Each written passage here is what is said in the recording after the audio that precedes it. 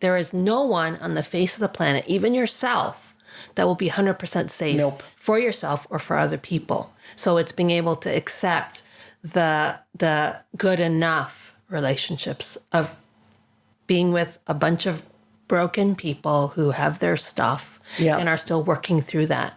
And you can begin to identify those who are more trustworthy. But first of all, you got to work on what is it that's holding you back from trusting or being a trustworthy person as well. Oh, well, hello again and welcome back. Hello. Good to see you. Oh, here we are having some fun because the stuff that we do off camera is really what keeps us together. Because sometimes we have to behave ourselves a little bit on the podcast. Yes, and we have to do some things off camera because we do talk about serious stuff. And it's not to diminish the seriousness of what we're talking about. But this one is a loogie. Am I allowed to say loogie? You can say loogie. Okay. No, loogie's not a dirty word. Well, it's like... I remember when I was little, we used to say hockaloogie. Okay, there we go. And when you used to do like that. Yeah. Oh, okay. Hockaloogie. Yeah. Oh, okay. So anyway, we're going to talk about trust issues. So we've decided self-compassion. It's not that we're minimizing how important it is. No. But it is just like woven throughout everything that we're talking about is that is the, basis for working through things. But I think we want to make sure we have time to really talk about this. Yeah, because I don't think that there's anyone who has not experienced some kind of breach of trust. Yeah. Right? Yeah. And so I'll go first. Okay. Go for it. So I remember, I'm sure there was a breach of trust prior to this, but one of the ones that stands out like crystal clear in my mind, grade 3. If you have a grade 3 girl, you'll know all the grade 3 girl drama. Mm-hmm. So grade 3, my best friend, we started getting these prank calls to our house. Mm-hmm. And this was before the days of you'd see the phone number pop up and stuff like that. We had a party line at that time. And this happened over 3-4 times. Mm-hmm. And I answered the phone one time and I actually heard her laugh. Oh. And then I knew it was my best friend. So the walk to school the next day was very awkward. Mm-hmm. But my aide showed up. And I said, oh, we finally found out who's making the prank calls to our house and the police are on it. And if we get one more, the police will be making a personal visit to their home. Wow. Prank call stopped. Ha. But my trust and was I was betrayed. Yeah. I was, not only had she broken my trust, she had affected my family with these prank calls. Mm-hmm. I was can I trust someone as a best friend ever again? Mm-hmm.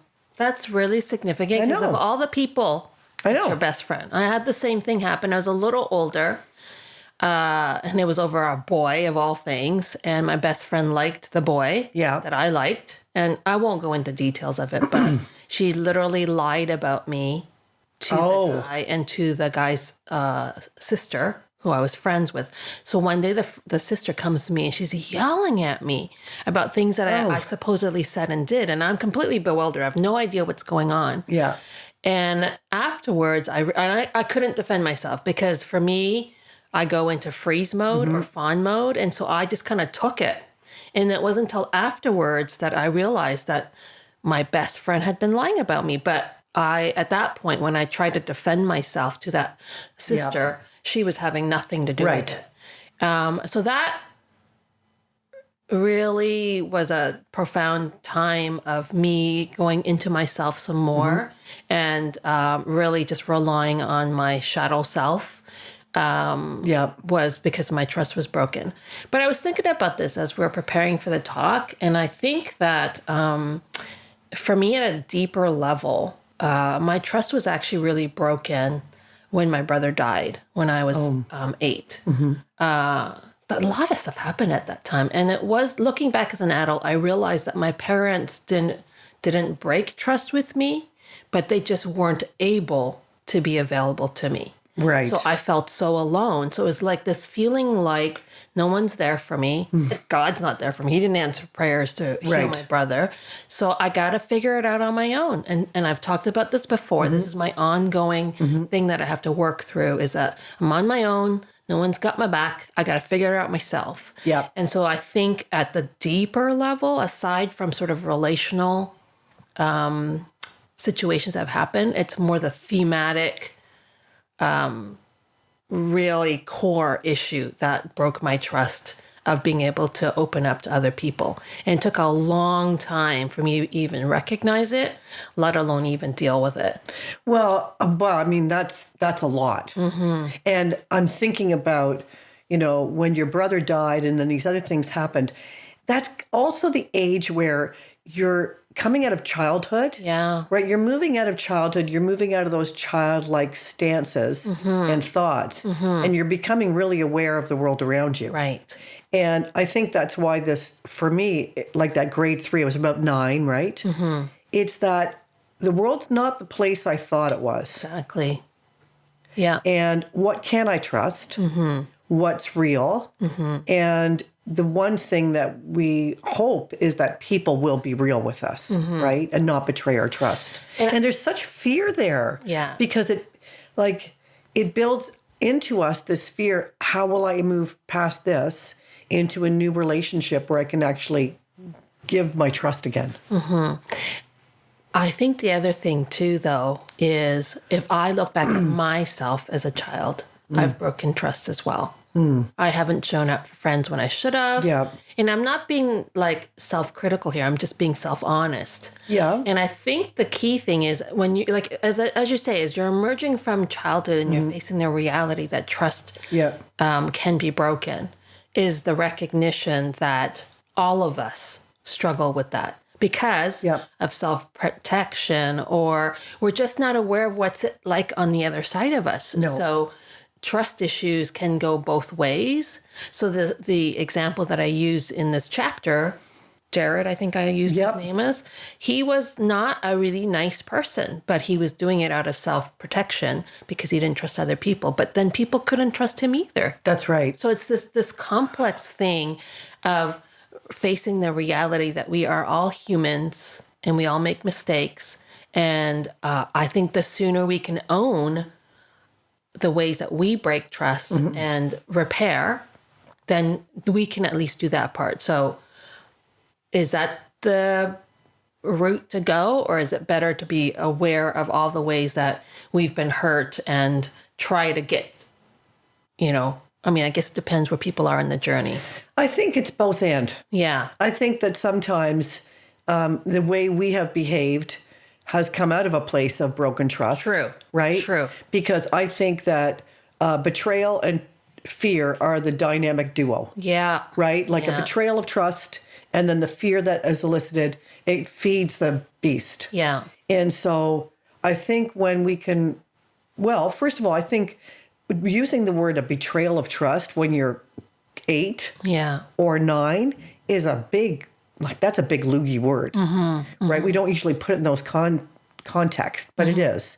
So I think even just acknowledging the fact that when we were young, trust was betrayed for us, probably not intentionally. Like it was a prank call. That person probably thought, just prank calling. They Just thought it being was silly. funny. Just being silly. Yeah. But didn't realize the effect it had on me. And the same, as you said, I've done things that have betrayed a person's trust and created fear of trusting me again. And I was probably oblivious to it. So I do think it's both and. Yeah. Because I don't want to play the victim all my life. No. And just say, it's just all about my trust being betrayed. Well, you remember when we did the freedom session? Yes. That's what we had to kind of work through. We had to work through all the ways first and ways in which we've been hurt. Yes. And identify the actual situation. So I think that's important to do. Think about all the relationships that have been important to you along your life and the ways in which you've been hurt as a result and what impact it's had on you and your ability to trust. Because I can tell you that current relationships are absolutely affected by past relationships. So some of the struggles you have in your current relationships are playing out old patterns that if you don't recognize that and get some healing in those areas, then you're projecting blame or hurt or whatever it might be on the people in your life. So there's that piece. Yes. But then the second half of it, so this chapter alone, if you do this. We said that about the last chapter. Well, this is what kind of the meat of the stuff. True. Is being able to kind of identify, who have I hurt and betrayed? Yeah. Where have I broken trust along the way? And it may or may not be any action that has to be taken, because sometimes it happens so far back. Right. You don't even know how to reach the person. Sometimes it wouldn't be safe to talk to them. There's all sorts of reasons, but being able to acknowledge to ourselves gives us the ability to kind of go, okay, human relationships are going to break our trust. Yeah. We will do it. They will do it. But instead of idealizing the way it ought to be, and I think a lot of people who jump from relationship to relationship with friends or with partners are thinking that there's always somebody or something better that will somehow always make me 100% safe. And that's not realistic. There is no one on the face of the planet, even yourself, that will be 100% safe for yourself or for other people. So it's being able to accept the good enough relationships of being with a bunch of broken people who have their stuff and are still working through that. And you can begin to identify those who are more trustworthy. But first of all, you got to work on what is it that's holding you back from trusting or being a trustworthy person as well. Yeah, because in this chapter, you address, the movie Frozen. Yes. Right? And the idea of the frozen heart, where if I don't trust, if I don't feel, if I don't allow myself to be in relationship, I'll never be hurt. Which is, I know. That's a very sad place to live. It is. And it's not sustainable, because we need community, we need people. And I don't want to get to the point where that would be me, where I would close off my heart so much out of fear that I wouldn't want to ever trust again. So how do we take the baby steps if we have been betrayed and lost trust? How do we take the baby steps? I mean, owning our own stuff is number one, right? How have I broken trust? But how do we start to trust again? I mean, that is very significant. This is so core that if you have to spend months at this stage of this chapter, I think it's so vital, because part of coming into the fullness of who we really are, our essential self, is to be able to be safe with ourselves, but to be safe amongst others, to have safe people around us, and to have people that we can really belong with. And so that means that we have to learn how to trust. So I think starting off, like I said, with doing a bit of an inventory, and if you know you've got a lot of things that's been very hurtful of your past, please do it with a therapist. Somebody who is really good at dealing with trauma. And I know we typically want a therapist who is empathetic for sure and compassionate, but you don't want one that's so far the other way that they're not actually being able to reflect some truth back. Because if you're always the victim in every single relationship you've been in, then you're not going to grow. So it's being able to acknowledge the hurt that I've experienced, but then how has that shaped how I react in relationships? How does that actually fuel the fire of the distrust that grows in relationships that I have? Going back to our previous episode, I was thinking about, we were talking about the essential self and the shadow self. And we were talking about when our shadow self shows up, sometimes it's because we feel unsafe, right? And I do believe it's the same for this. Like if I feel like I'm pulling back from a relationship and guarding myself more, I have to pay attention to that. Like what is it about what's happening in the relationship that's causing me to pull back and not be vulnerable or not put my trust in that person? Because that's a huge clue.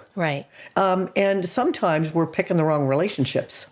Oh, that is very significant. I mean, look around. If, you're having relationship after relationship that's not working out, you're kind of like the only consistent You're the common denominator. You're the common denominator. And it doesn't mean that it's because you're a bad friend. It could be that you're not necessarily choosing good relationships. So there's that piece.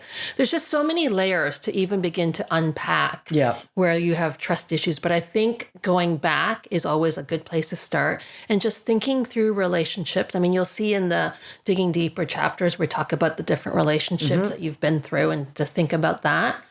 And even just by this point, you've already talked or read about, recognizing your family history has a big part to play in this. And so being able to see how that might have affected the way that you can trust or not trust others. And so, and it can be, the other, when you say, what can we do? Aside from insight, which is going back and reflecting and do the inventory, wisdom, this is part of the wisdom chapter. It means that you have to take steps to change your pattern. So take little risks. Yeah. So when you say you're vulnerable with somebody you know objectively loves you. Yes. And you know that they're for you, even if they don't always act that way because they got their own stuff. Of course they do. Is to be able to kind of go, I'm going to push even further into that. And I'm going to be honest, not in an angry way, but in a vulnerable way. And you have to start to, it's the risking of the trusting. No, but going back to the previous episode too, where I shared about being vulnerable and it kind of wasn't received the way I maybe wanted it to, but then realizing that expectation, right, on my part, is not necessarily the way somebody else is going to respond, and being okay that I was vulnerable and still did not get the response I maybe wanted. So risking kind of, that didn't go so well for me. Yeah. But okay. Okay. I mean, that's good. That's a small step. That's an important small step. So being able to not go all the way backwards That's again. right. Because the opposite would be I would go whoop. Right. Yes. So it would be being able to be resilient to the fact that I chose to be vulnerable and to be proud of the fact that you did that you chose to trust and be vulnerable, and regardless of the other person's response. Now, I would push it a little bit further. I know you would. You know I'm always I know there you would. I wasn't around the last few episodes to poke at you. I know. She's poking away. I've been waiting. That's right. Is to, with the same person, risk a couple more times. Now, if you've risked multiple times with a person and you still get the same, and when I mean by risk, I also mean that you explain to them how it felt for you when you did that thing. Yeah. And if they can't hear you and you've tried multiple times, then you will ultimately have to make a decision that person's not a safe friend for you. But you've got to give them a chance. This is what I've learned, is I can come to conclusions so quickly about somebody's not trustworthy. And I'm like shutting them out. And I haven't even told them what they did that bothered me or hurt me, so I never give them a chance to repair. So the thinking must always be, for trust to develop, I have to be able to be skilled and willing and brave about repairing relationships. Because conflict is a given. Yes, it is. Hurt and betrayal is a given. And I use the word betrayal because I think I have felt betrayed at times by people who love me. And I feel betrayed, but they never intended to betray me. So being able to repair that is so key, because that's where ultimately you find your people. Now, how long have we been friends? Oh, a long time. And we've had our moments. Oh, we've had our moments. We've had some real tense situations that we've had to push through and be honest with each other. We've cried together. We've hugged each other. We've walked away from each other. All those things. But I know you love me. You know I love you. And I will do whatever it takes to repair our relationship. And it's that again and again repair. And then I learned, okay, so that was not a good thing. As you give me feedback that I thought I was trying to repair, but you found that to be too pushy or too invasive, and that I have to give you space to work things out. And I think that's part of the vulnerability part too, is allowing ourselves to know what our process is for repair. Yeah. And let the other person know what our process is. That's key. Because if you were talking about how you and Peter have been having a lot of conflict lately, and it's good conflict because you're more aware of speaking up for yourself and not just glossing over it. And if I say to my husband, like when we had a situation where he said something that came off very sharply, and I took offense to it, he was completely oblivious to it. And I raised it the other night with him, and he's like, I said that? Like, yeah, you did. And it was very sharp. I took offense to it. Yeah. And he didn't even realize. Yeah. And I've been stewing with it for a few days. I know. And so then you're causing yourself pain. Ugh. And you're probably got a I'm bit giving of him the vibe. Yes. And he has no idea. No. Yeah. And he's probably wondering why I'm chippy. Yes. Well, this is the conversation that is. I was just away with my sister and her husband and Peter, and we were talking about how we communicate or don't communicate, and how often things go over our head with, or what they are needing. Well, a lot of times they're not even aware of how they're feeling, but like talking it out and being able to repair is really, really, really key. So I think. I don't want to like rush through this chapter because it is just a chapter in this book, but recognizing if this is a key issue for you, to pause here as long as you need to, to do the work that you need to so that you can begin to recognize where you've been hurt, what healing you need to go through, what trauma work you might need to do, what family issues that you need to resolve, and then to begin to recognize how out of your hurt you've hurt others. Yeah. And what do you need to own? And then, of course, the last thing is learning how to repair. And I think there are, beyond repairing, if it's possible, there are some relationships where that's just not going to be a trustworthy relationship. Right. And coming to terms with that is going to take some time. Yes. So I've talked about this before, the ABC group. And the A group are those ones that are your closest people. And it may not actually include your family, even though you long it to be. Yeah. And those are the reciprocal relationships that's back and forth. And that you can be honest with them. And they actually want to repair things with you. And you're going to wrestle things out. And actually, sometimes we'll go through some of your most painful experiences with your A group people because you're being honest and vulnerable and working to repair. And then the B group is your group of people that you get along well with each other and there's no issues, and when you're together it's fun and you can even have deep moments, but there aren't a lot of expectations either way. And then your C group friends, which is the people that you recognize they are not either safe for you, but they're still part of your life because they could be a family member, or there's just somebody that has been brought into your life that you feel a strong pull to minister to help. Right. And then that is where you have no expectations of them. That's right. And then you have really strong boundaries as to how much time you spend with them, taking care of them without any and you also have more of a thick skin against the way that they may hurt you because they might poke at you or they may try to manipulate you, all the things. Yeah. And they're actually really good because they're your grace growers. They're the ones that are going to teach you a lot about where you need to and you do that. I'm sorry. That's just a nice way of saying that they're the difficult people, right? I know. Yeah. I know. Yeah. What did they used to say in church world? The holy sandpaper people. They rub you. Yeah. Oh, gosh. Rubbing me the wrong way, people. I'm sorry. That was an aside. That was my inside voice talking. But thanks for that, because when I was digging into this chapter in prep, I would not even have put that grade 3 experience with the friend on my radar as a betrayal of trust.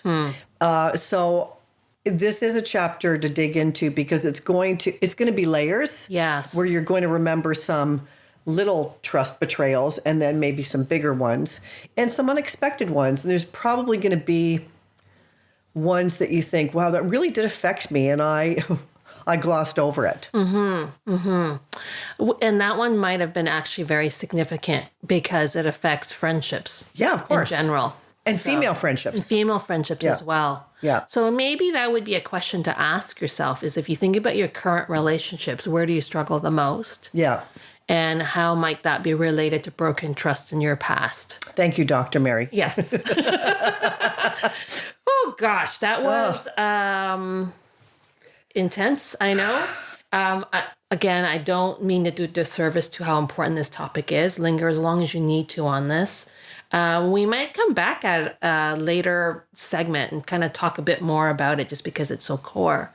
But thanks so much for tuning in. Thank you so much for being willing to do the hard work and being willing to grow we are just so proud of you and so glad to be doing this journey with you. So thanks so much. And see you again soon. Take care.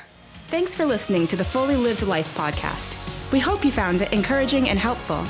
Be sure to follow or subscribe so that you never miss a new episode. And if you enjoyed our show, please help spread the word by sharing with your friends and family and posting on your social media. Thanks for listening, and tune in to our next episode.